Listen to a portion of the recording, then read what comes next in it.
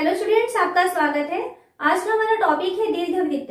दीर्घवृत्त में शांका होता है। टोटल 4 प्रकार के शांका होते हैं। आपको स्टार्टिंग वाले वीडियो में मैं बताई थी जब हम वृत्त पढ़ना स्टार्ट किए थे। तो 4 प्रकार के शांका क्या क्या होते हैं। एक तो होता है वृत्त, दूसरा होता है परवलय, तीसरा होता है दीर्घवृत्त और चौथा है अतिपरवलय। इसमें से हम वृत्त और परवलय ये दोनों चीजें पढ़ चुके हैं। आज हम पढ़ने वाले हैं दीर्घवृत्त के बारे में।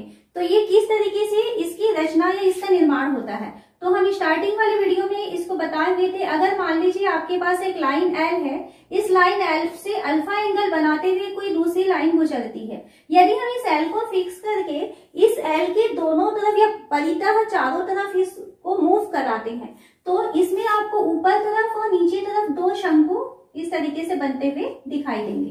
तो यहाँ पर जो आपको शंकु का एक पेयर दिखाई दे रहा है, इस शंकु के पेयर को यदि मान लीजिए कोई समतल काटती है तो यदि वो अलग अलग प्रकार से काटेगी तो इसमें आपको अलग अलग प्रकार के कोनिक सेक्शन मिल जाते हैं।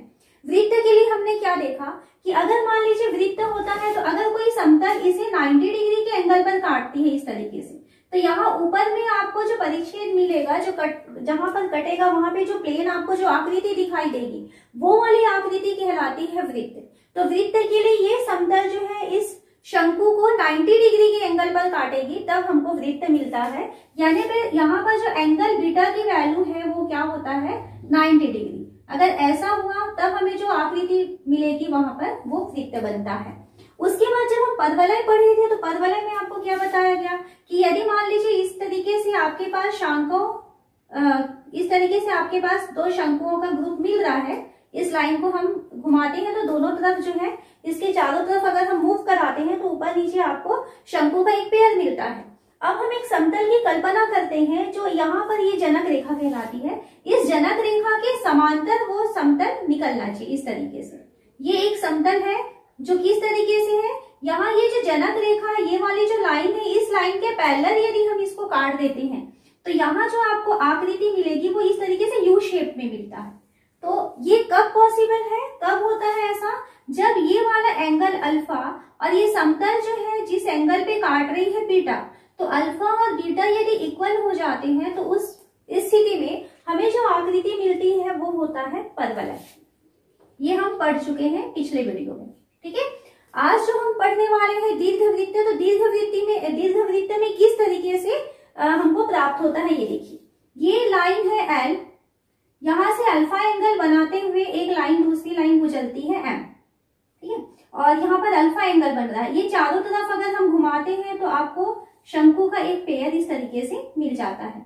यदि एक समतल इसको इस तरीके से काटती है, यहाँ इस तरीके से देखिए, ये यहाँ इस तरीके से जो है समतल इसे काटती है कि यहाँ पर ये जो समतल जो है इस शंकु के साथ जो एंगल बीटा बनाएगी वो एंगल बीटा जो है वो ग्रेटर देन हो जाता है एंगल अल्फा से। यानी थोड़ा सा ऐसे झुक के काटती है, इसको 2 बिंदुओं पर ऐसे कट करते हुए निकल रही है। तो यहाँ जो आकृति आपको मिलेगी वो आकृति इस तरीके के शेप का मिलता है जिसको कि कहा जाता है दीर्घवृत्त। ओके, ये दीर्घवृत्त की रचना हुई। और चौथा जो हम पढ़ेंगे इसके बाद वाले वीडियो में आपको वो मैं बताऊंगी अतिपरवलय। अतिपरवलय की रचना किस तरीके से होगी, तो ये भी आप अभी समझ लीजिए इसको कि किस तरीके से उसकी रचना होती है। फिर उस वीडियो में डायरेक्ट आपको मैं इसके आगे का फिर पढ़ाऊंगी ना। आप अभी समझ लीजिए किस तरीके से अतिपरवलय बनता है। ये हमारे पास शंकु का एक पेयर मिला हुआ है। यदि एक समतल इस तरीके से गुजरती है कि बीच में जो अक्ष वाली जो लाइन है, इस लाइन के समांतर यदि कोई समतल गुजरे और इसको इस तरीके से काटते, यहाँ पर हम एक समतल की कल्पना करते हैं जो इस शंकु के पेयर को काट रही है, ठीक है। तो यहाँ से काटेगी तो यहाँ पर क्या होगा, इधर आपको एक यू शेप मिलेगा और यहाँ पर एक यू शेप जिसका डायरेक्शन किधर होगा, नीचे की तरफ होगा। तो 2 यू शेप दिखते हैं, एक ऊपर की तरफ रहता है और एक नीचे की तरफ रहता है। तो ये जो आकृति है कटने के बाद इस तरीके की आकृति आपको मिल जाती है।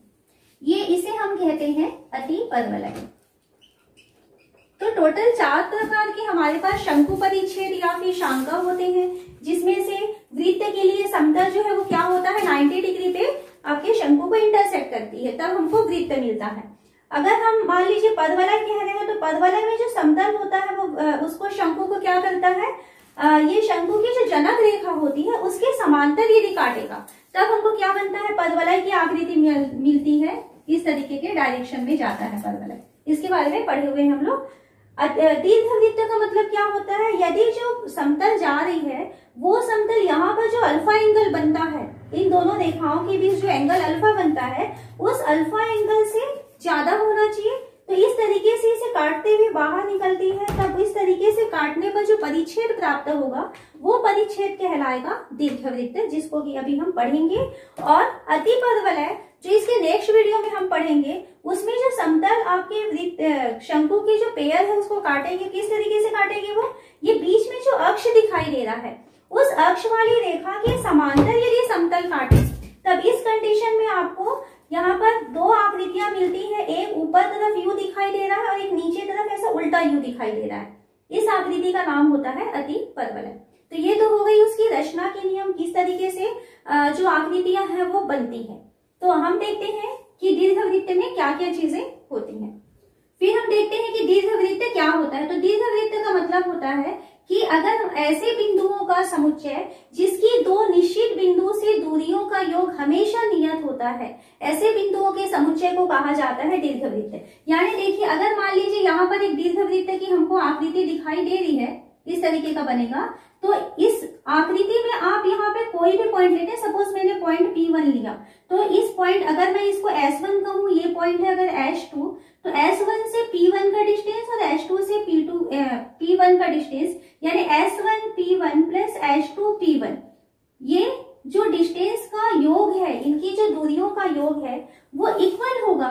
यहाँ पर मैं एक दूसरा पॉइंट लेती हूँ, सपोज ये P2, तो S1 से P2 की दूरी और S2 से P2 की दूरी S1 P2 plus S2 P2। यहाँ पर मैं कोई तीसरा पॉइंट लेती हूँ, सपोज ये है P3, तो S1 से P3 और S2 से P3, तो ये इक्वल होगा S1 P3 plus S2 P3। यानी अगर आप इसकी जो बाउंड्री लाइन दिखाई दे रही है, इस बाउंड्री लाइन में आप कोई भी पॉइंट ले सकते हैं। इस पॉइंट से इन दोनों बिंदुओं के बीच की जो दूरियां हैं उसका जो योग होगा, सपोज यहाँ पे मैंने Pn ले लिया, तो S1 Pn प्लस S2 से P1 Pn है ना, S2 Pn, ये दोनों दूरियों का जो योग होगा वो हमेशा क्या होता है, नियत होता है। तो इस तरीके की जो आकृति होती है वो दीर्घवृत्त कहलाती है।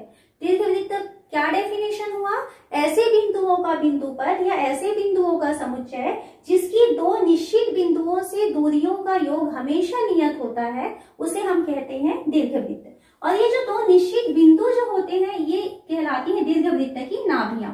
इसमें दो नाभि होती है, ये भी इसकी नाभि कहलाती है और ये भी इसकी नाभि या फोकस कहलाती है।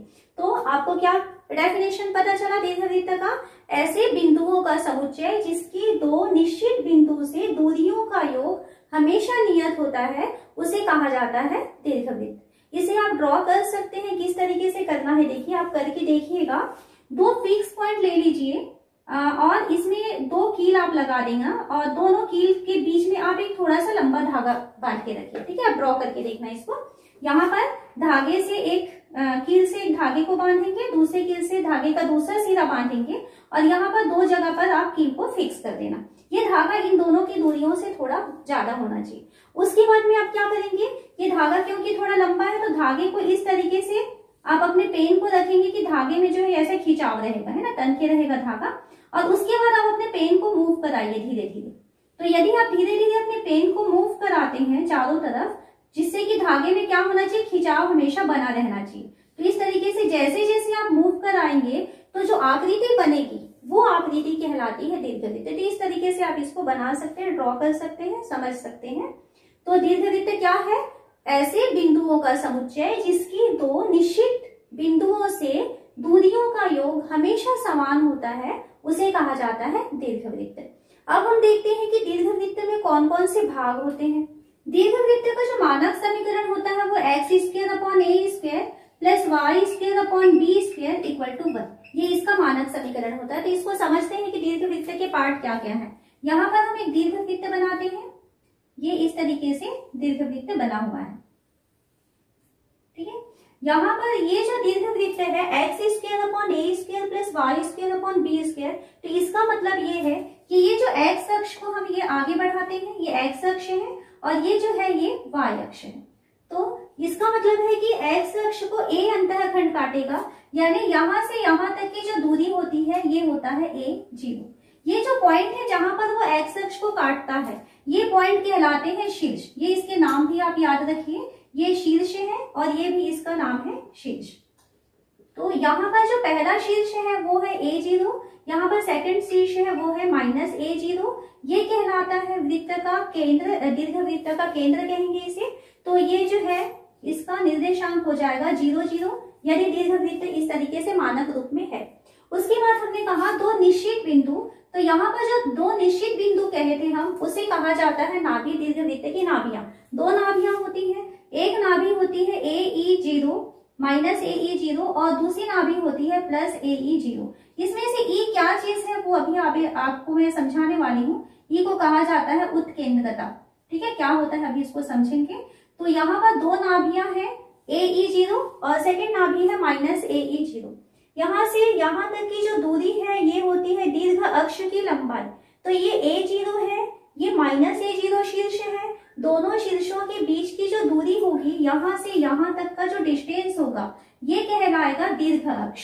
तो दीर्घ अक्ष की जो लंबाई होती है ये हो जाती है 2a के बराबर। ये a डिस्टेंस हो गया, ये a डिस्टेंस हो गया। उसके बाद में ये वाला जो डिस्टेंस है, ये वाला जो पॉइंट है, यहाँ पर इस बिंदु का निर्देशांक होगा। देखिए यहाँ पर x की वैल्यू तो 0 होगी, लेकिन y की वैल्यू होती है b। यहाँ पर x की वैल्यू 0 है और y की वैल्यू होती है -b। तो ये जो डिस्टेंस है इसे कहा जाता है लघु अक्ष, यहाँ से यहाँ तक का डिस्टेंस। ठीक है, ये कहलाता है लघु अक्ष।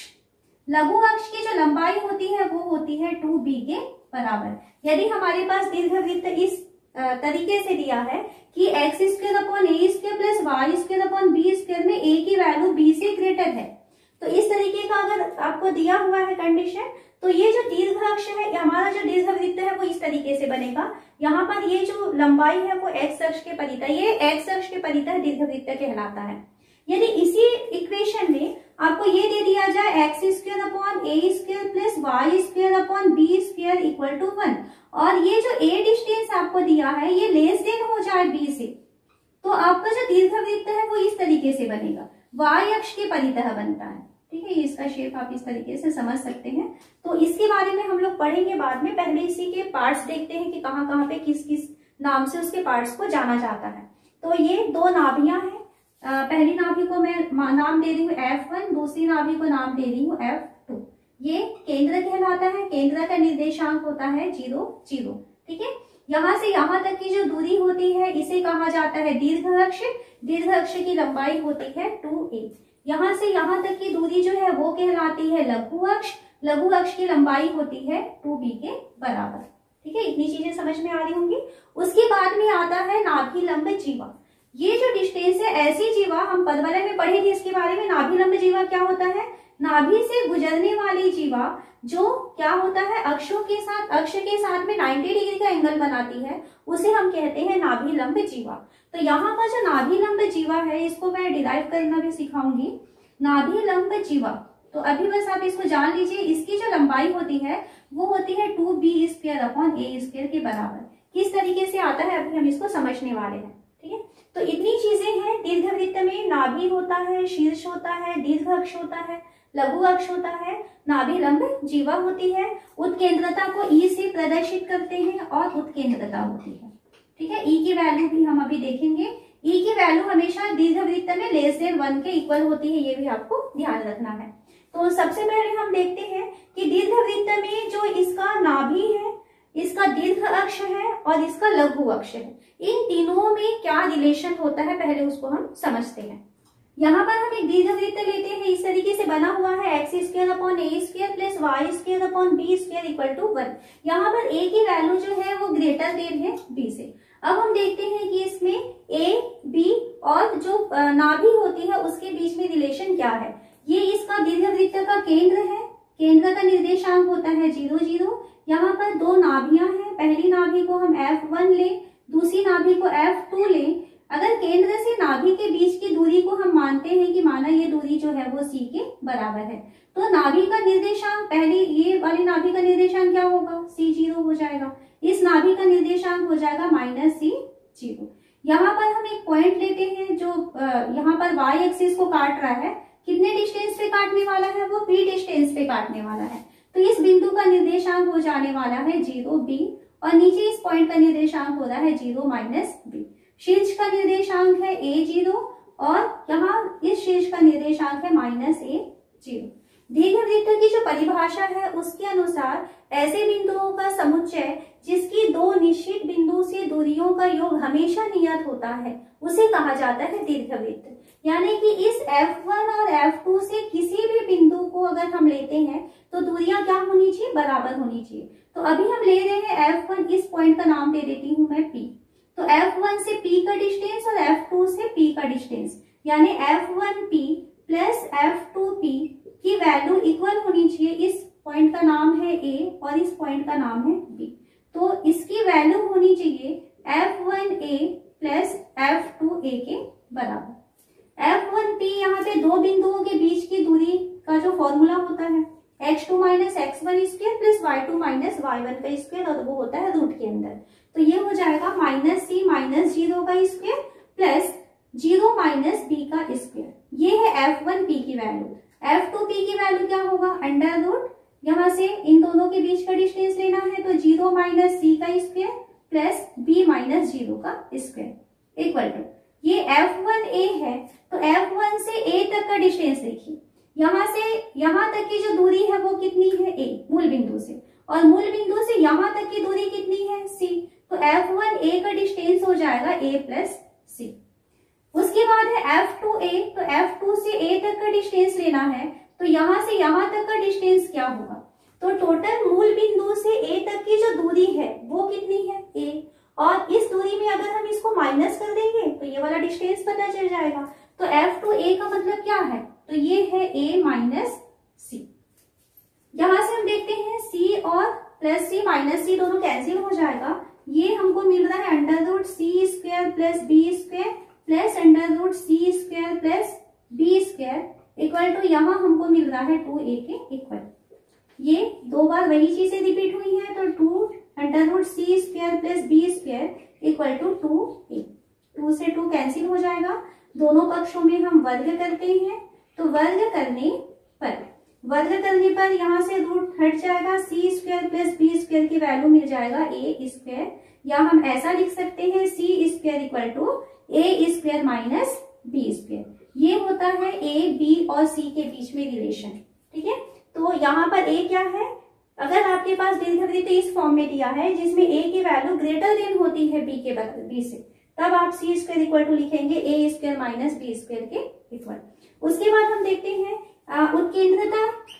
तो उत्केंद्रता का मतलब क्या होता है, उत्केंद्रता का मतलब होता है जिसको कि E से प्रदर्शित करेंगे। ये जो फोकस, ये जो नाभि है, इस नाभि केंद्र से नाभि के बीच की दूरी, केंद्र है O, तो उत्केंद्रता का मतलब है OF1 अपॉन OB।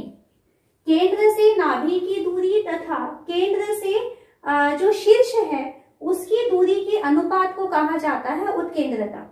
तो E की वैल्यू हो जाएगी OF1 अपॉन OB। तो इसकी वैल्यू लिखें E इक्वल टू OF1 को क्या माने हैं, C अपॉन OB, तो यहां से यहां तक का डिस्टेंस देखिए कितना हो रहा है, A हो रहा है, तो C अपॉन A। तो यहां से हमें मिल जाने वाला है C की वैल्यू AE के बराबर। तो यहाँ जो हमने नाभि के निर्देशांक मारे थे, यहाँ पर नाभि का निर्देशांक -C0 लिए थे और यहाँ पर नाभि का निर्देशांक C0 लिए थे। तो यहाँ से आप इसको ऐसा लिख सकते हैं, जो दीर्घवृत्त की नाभियां होती हैं तो नाभि के निर्देशांक A हो जाएगा, पहला नाभि AE0 और दूसरी नाभि हो जाएगी -AE0, ठीक है। अगर हम A और उत्केंद्रता के फॉर्म में लिखते हैं तो इस तरीके से दो नाभियां मिल जाती हैं। उसके बाद हम देखते हैं A, B और E के बीच में क्या रिलेशन है।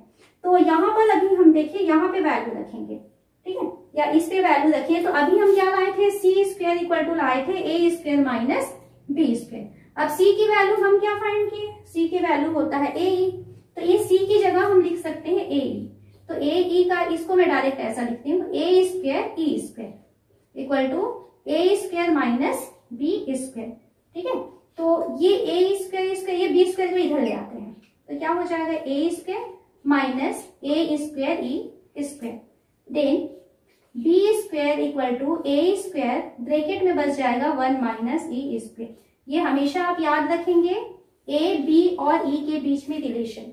आपके पास यदि दीर्घवृत्त का इक्वेशन दिया हुआ है, तो दीर्घवृत्त का इक्वेशन यदि आपको दिया है तब वहां से आप ए और बी की वैल्यू फाइंड कर सकते हैं।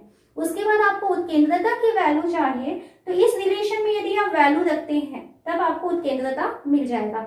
या उत्केंद्रता के लिए अलग से अगर आपको फॉर्मूला याद रखना है तो यहीं से देखिए क्या होता है। तो यहां से हम देखें तो बी स्क्वायर इस ए स्क्वायर के लिए ट्रांसफर कर दें तो बी स्क्वायर अपॉन ए स्क्वायर की वैल्यू हमारे पास क्या बचेगा 1 माइनस ई स्क्वायर के इक्वल मिलेगा। इसको ऐसा लिख सकते हैं, माइनस ई स्क्वायर है उसको यदि हम प्लस ई स्क्वायर करेंगे उधर ले जाएंगे तो ये बचेगा 1 माइनस बी स्क्वायर अपॉन ए स्क्वायर, या ई की value under root 1 minus B square upon ए स्क्वायर। तो इस फॉर्मूले से आप डायरेक्ट उत्केंद्रता की वैल्यू याद रख सकते हैं। ये वाला फॉर्मूला यदि याद है और ये फॉर्मूला याद नहीं है तो यहाँ पर ए बी और ई के बीच जो रिलेशन है यहाँ से भी आप उत्केंद्रता की वैल्यू को निकाल सकते हैं। आपको एक चीज हमेशा ध्यान रखना है कि जो दीर्घवृत्त की उत्केंद्रता होती है वो हमेशा 1 से लेस होती है, 1 से छोटी होती है ना, तो ई की वैल्यू लेस देन होती है 1 से, तभी हम कहेंगे कि इसमें जो आकृति बनेगी वो दीर्घवृत्त की आकृति बनने वाली है। उत्केंद्रता के ऊपर डिपेंड करता है कि वो आकृति दीर्घवृत्त बनेगी है या फिर वृत्त है, पदवलय है, अतिपदवलय है, ये सारा कुछ डिपेंड करता है ई के ऊपर। ठीक है, यदि मान लीजिए ई की वैल्यू 0 के इक्वल हो जाती है तो यहाँ 4 चीजें आप लोग हमेशा याद रखेंगे, आप लोगों को काम आने वाला है। ई की वैल्यू यदि 0 होती है तो वो आकृति होती है वृत्त। ई की वैल्यू यदि 1 हो जाती है देन वो आकृति होती है पदवलय। ये दोनों चीजें हम पढ़े हुए हैं। ई की वैल्यू यदि लेस देन 1 होती है तब बनता है दीर्घवृत्त, और ई की वैल्यू अगर ग्रेटर देन 1 हो जाएगी तो आगे अभी हम इसके बाद पढ़ने वाले हैं वो होता है अतिपदवलय। तो ये आप हमेशा ध्यान रखेंगे। ठीक है, ये ई के 4 वैल्यूज हैं 0, 1, less than 1 and greater than 1। तो यहाँ पर ये चारों चीजें आप याद रखेंगे। अब हम देखते हैं कि नाभिलंब जीवा क्या होती है। यदि हमें एक दीर्घवृत्त दिया है x square plus a square upon y square upon B square equal to 1, तो ये दीर्घवृत्त किस तरीके से बनेगा, इस तरीके का आपको एक दीर्घवृत्त दिया हुआ है। ये इसका लघु अक्ष है, ये इसका दीर्घ अक्ष है। यहाँ पर 2 नाभियां हैं। पहले यहाँ पर जो मूल बिंदु है जो उसका केंद्र होता है उसका निर्देशांक होगा 0, 0। यहाँ पर एक नाभि है जिसका निर्देशांक है AE 0। यहाँ एक नाभि होती है जिसका निर्देशांक होता है माइनस AE 0। ये इसको हम लिखते हैं F1। नाभिलंब जीवा का मतलब होता है ऐसी जीवा जो वृत्त की नाभि से होकर गुजरती है और अक्ष के साथ वो लंबवत होती है। तो इस तरीके से जो जीवा गुजरने वाली है इसे कहा जाएगा नाभिलंब जीवा। सपोज हम इसकी वैल्यू निकालना चाहते हैं, इस बिंदु को हम L कहें, ये वाला बिंदु है L'। तो नाभिलंब जीवा यानी किसकी लंबाई चाहिए आपको, L' की वैल्यू चाहिए। अब अगर मान लीजिए ये पॉइंट था F1, यदि F1 L, इसकी लंबाई को हम L से प्रदर्शित करें, यानी यहां से यहां तक की जो दूरी है यदि वो स्मॉल l है तो इस कैपिटल L का निर्देशांक क्या होगा। यहाँ पर x की वैल्यू कितनी है, माइनस AE है, और y की वैल्यू यानी कितनी ऊंचाई पर है, L ऊंचाई पर। तो इस कंडीशन में जो L का निर्देशांक होगा वो होगा माइनस AE L। अब ये जो पॉइंट L है वो कहाँ स्थित है, वो पॉइंट L जो है वो दीर्घवृत्त में स्थित है। तो यदि वो पॉइंट L दीर्घवृत्त में है तो वो दीर्घवृत्त के इक्वेशन को सेटिस्फाई करेगा। और दीर्घवृत्त का इक्वेशन क्या है, x square upon A square plus y square upon B square equal to 1।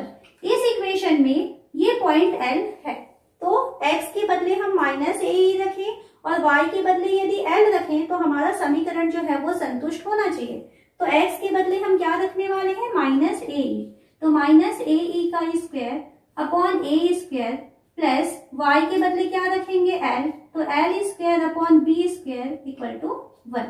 Solve करते हैं, A square E square upon A square plus L square upon B square equal to आ रहा है 1। ए स्क्वायर कैंसिल हो जाएगा, then E square plus L square upon B square equal to 1 मिला। Then L square upon B square की value हमको मिल जा रहा है 1 माइनस ई स्क्वायर के इक्वल। यहाँ से हम लिख सकते हैं L square equal to b square 1 minus e square. अब इसके पहले हम ए बी और ई के बीच रिलेशन पढ़े हैं। क्या होता है, हम जानते हैं कि ए स्क्वायर की वैल्यू होती है बी स्क्वायर इक्वल टू होती है ए स्क्वायर 1 माइनस ई स्क्वायर के इक्वल। तो यहाँ पर इसका यूज करते हैं तो यहाँ से 1 माइनस ई स्क्वायर की वैल्यू क्या हो जाएगी, बी स्क्वायर अपॉन ए स्क्वायर के बराबर हो जाएगी। इस वैल्यू को हम यहाँ लिख देते हैं। तो एल स्क्वायर इक्वल टू हो जाएगा बी स्क्वायर इंटू, इसके बदले लिखा जा सकता है b square upon A square. Then L square equal to b की पावर 4 अपॉन ए स्क्वायर। तो यहाँ से हमें एल की वैल्यू मिल जाता है बी स्क्वायर अपॉन ए। ये एल का मान मिला है। हमें क्या चाहिए, 2l। नाभिलंब जीवा की वैल्यू क्या है, एल एलिवेशन। तो यहाँ से यहाँ तक का डिस्टेंस है तो एल प्लस एल यानी कि 2l की वैल्यू चाहिए। तो 2l यानी नाभिलंब जीवा की वैल्यू हमको मिल जाएगा 2b स्क्वायर अपॉन ए। तो ये रिलेशन होता है। अगर आपको नाभिलंब जीवा चाहिए तो आप क्या फॉर्मूला लेंगे, 2b स्क्वायर अपॉन ए के बराबर लेंगे। यहाँ दीर्घवृत्त दिया है। इस दीर्घवृत्त की नाभियों, शीर्षों के निर्देशांक, दीर्घ अक्ष, लघु अक्ष की लंबाई, उत्केंद्रता और नाभिलंब जीवा की लंबाई क्या होगी, ये हमें ज्ञात करना है। तो यहाँ जो हमें दीर्घवृत्त का इक्वेशन दिया है ये है x square upon 25 plus y square upon 9 equal to 1। तो इसे हम लिख सकते हैं एक्स स्क्वायर अपॉन 25 है, इसे हम लिखेंगे 5 का square plus y square upon 9 है, इसे हम लिखेंगे 3 का स्क्वायर इक्वल टू 1। इसकी हम तुलना करते हैं। दीर्घवृत्त का जो मानक समीकरण है x square upon A square plus y square upon B square equal to 1 से तुलना करने पर हमें पता चलता है कि ए की वैल्यू 5 दिख रहा है और बी की वैल्यू 3 दिख रहा है। यानी इस दीर्घवृत्त में ए की वैल्यू जो है वो ग्रेटर है बी से। तो ए की वैल्यू यदि बी से बड़ा है यानी दीर्घवृत्त किस तरीके का होगा, इस तरीके का दीर्घवृत्त है, एक्स अक्ष के परितः मतलब इस तरीके से आपको दीर्घवृत्त मिलने वाला है। तो इस दीर्घवृत्त में आपको क्या क्या चीजें चाहिए, एक तो चाहिए नाभि। तो नाभि के लिए हमने क्या पढ़ा हुआ था, नाभि जो है इसका निर्देशांक होता है प्लस माइनस ए ई 0। ये नाभि होती है। प्लस माइनस ए ई 0 कहें चाहे सी 0 कहें, आप दोनों तरीके से निकाल सकते हैं। इसकी वैल्यू निकालेंगे। उसके बाद है शीर्ष। तो शीर्ष के निर्देशांक, तो दीर्घवृत्त का शीर्ष क्या होता है, ये वाले पॉइंट्स जो होते हैं वो शीर्ष होते हैं। इस बिंदु का निर्देशांक होता है a0, इस बिंदु का निर्देशांक होता है माइनस a0। तो शीर्ष यानी कि आपको प्लस माइनस a0 दो शीर्ष आपको मिलने वाले हैं। इसकी वैल्यू निकालना है। उसके बाद है दीर्घ अक्ष एवं लघु अक्ष की लंबाई। तो दीर्घ अक्ष की लंबाई, दीर्घ अक्ष की लंबाई, तो दीर्घ अक्ष की लंबाई होती है 2a के बराबर। यहाँ से यहाँ तक का डिस्टेंस कहलाता है दीर्घ अक्ष और ये डिस्टेंस कहलाता है लघु अक्ष। तो दीर्घ अक्ष की लंबाई 2a हो जाएगा। लघु अक्ष की लंबाई, लघु अक्ष की लंबाई ये हो जाएगा 2b के बराबर। ये सारी वैल्यूज निकालेंगे अभी 2b। उसके बाद चाहिए आपको उत्केंद्रता। उत्केंद्रता की वैल्यू निकालना है, यानी आपको क्या चाहिए, ई की वैल्यू चाहिए। और नाभिलंब जीवा, नाभिलंब जीवा, तो नाभिलंब जीवा अभी हम देखे थे क्या होता है 2b स्क्वायर अपॉन ए। तो ये सारी वैल्यूज आपको चाहिए। सबसे पहले हम देखते हैं प्लस माइनस ए ई 0 कहेंगे चाहे उसको c0 कहते हैं। c और a b के बीच रिलेशन, या तो पहले आप e की वैल्यू निकाल दीजिए। e की वैल्यू के लिए हमने फॉर्मूला पढ़ा था कि अगर आपको b square equal to A square 1 minus e square, ये फॉर्मूले में आप वैल्यू रख सकते हैं। या e की वैल्यू अगर आपको डायरेक्ट चाहिए तो क्या मिल जाएगा, यहाँ से हम पक्षांतर करके देखे थे इसको, ये b स्क्वायर अपॉन ए स्क्वायर हो जाएगा 1 माइनस बी स्क्वायर अपॉन ए स्क्वायर का रूट। यहाँ से आप e की वैल्यू को निकाल सकते हैं। या फिर आप ऐसा कह सकते हैं कि हम c, a और b के बीच में रिलेशन पढ़े थे, तो c स्क्वायर इक्वल टू हम लिखे थे a square minus B square, या c इक्वल टू होता है under root a square minus B square. यहाँ से भी अगर आप वैल्यू निकालेंगे तो आपको c की वैल्यू डायरेक्ट, यानी नाभि के जो निर्देशांक होते हैं उसकी वैल्यू डायरेक्ट मिल सकती है। तो यहाँ पर अगर हम c की वैल्यू निकालना चाहते हैं तो c इक्वल टू क्या होता है under root a square minus B square, value रख देते हैं। तो ये हो जाएगा अंडर रूट a स्क्वायर यानी कि 5 का स्क्वायर 25, बी स्क्वायर यानी कि 3 का स्क्वायर हो जाएगा 9, तो ये हो गया √16 यानी कि मिल गया 4। तो जो नाभि हम ले रहे हैं +-C0, तो इसकी निर्देशांक क्या हो जाएंगे +-4 यानी दो नाभियां हमको दीर्घवृत्त में मिलने वाली हैं। एक नाभि यहाँ पर जो है वो -4 होगा और दूसरी नाभि यहाँ पर हो जाएगा 4 इस तरीके से हम निकाल रहे हैं डायरेक्ट ए बी सी के बीच रिलेशन लेकर के।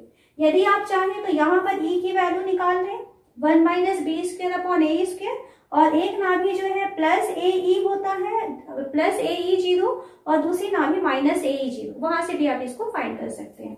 तो ये आपका फर्स्ट कंप्लीट हो गया। शीर्ष चाहिए तो इस शीर्ष का निर्देशांक क्या होता है A0, तो यहाँ पर एक शीर्ष हो जाएगा, A की वैल्यू है 5, एक शीर्ष होगा 50 और दूसरा शीर्ष हो जाएगा -50। ये पॉइंट होगा -50 और ये वाला पॉइंट का निर्देशांक हो जाएगा A0 50। फिर है दीर्घ अक्ष की लंबाई, दीर्घ अक्ष की लंबाई यानी 2a यानी 2 × 5, तो ये हो जाएगा 10।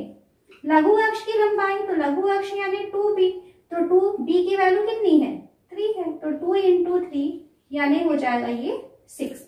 उत्केंद्रता E की वैल्यू चाहिए, तो यहाँ पर देखिए हम C की वैल्यू निकाल चुके हैं, तो उत्केंद्रता E की वैल्यू हम लिख सकते हैं C/E, क्योंकि C मतलब क्या होता है AE होता है, तो AE को A से डिवाइड करेंगे तो E मिल जाएगा। तो C की वैल्यू कितनी आई हुई है 4 और A की वैल्यू है 5, तो E की वैल्यू हो जाएगी 4/5। हमेशा ध्यान रखेंगे कि जो दीर्घवृत्त होता है, दीर्घवृत्त में जो उत्केंद्रता आपको प्राप्त होगा वो हमेशा 1 से छोटा ही होना चाहिए, ठीक है, तभी वो आंसर सही होगा। फिर नाभिलंब जीवा की लंबाई यानी 2b² चाहिए, तो 2b² यानी कि 3 का स्क्वायर 9/a यानी कि 5, तो ये हो जाएगा 18/5। तो इस तरीके से आपको यदि दीर्घवृत्त का इक्वेशन दिया हुआ है तो सबसे पहले आप क्या करेंगे, दीर्घवृत्त को मानक समीकरण से तुलना करेंगे और ये देखेंगे कि मानक समीकरण किस टाइप का है। a is greater than b दिया है तब ये सारी वैल्यूज आपको लिखना है। यदि a is less than b हो जाता है तब यहाँ पर आपको थोड़ा सा चेंज करना पड़ता है, जैसे +-AE0 है, तो यदि मान लीजिए यहाँ पर a की वैल्यू छोटा हो जाएगा b से, तब आपका जो दीर्घवृत्त है वो इस टाइप का बन जाता है, y अक्ष के परितः बनता है। तो उस कंडीशन में जो इसकी नाभियां होती हैं उसके निर्देशांक होता है 0BE और यहाँ से 0-B, जहां जहां A दिखाई दे रहा है वहां पर B हो जाता है, ठीक है। और जो इसके दीर्घ अक्ष होते हैं ये हो जाते हैं दीर्घ अक्ष, यहाँ पर ये शीर्ष बनता है 0B और ये दूसरा शीर्ष होता है 0-B और ये जो लंबाई होती है ये 2B हो जाएगी। तो इस तरीके से आपको देखना है कि आपका दीर्घवृत्त है वो किस टाइप का जमा हुआ है। A is greater than B है तो ये सारी वैल्यूज रखेंगे, दीर्घ अक्ष 2A है, लघु अक्ष 2B है। यदि वो चेंज हो जाएगा तो ये 2B और ये 2A में चेंज हो जाता है, ठीक है। और उत्केंद्रता E की वैल्यू, नाभिलंब जीवा की लंबाई, ये सारी वैल्यूज आपको अच्छे से याद रखना है, उसके बाद सॉल्व करना है।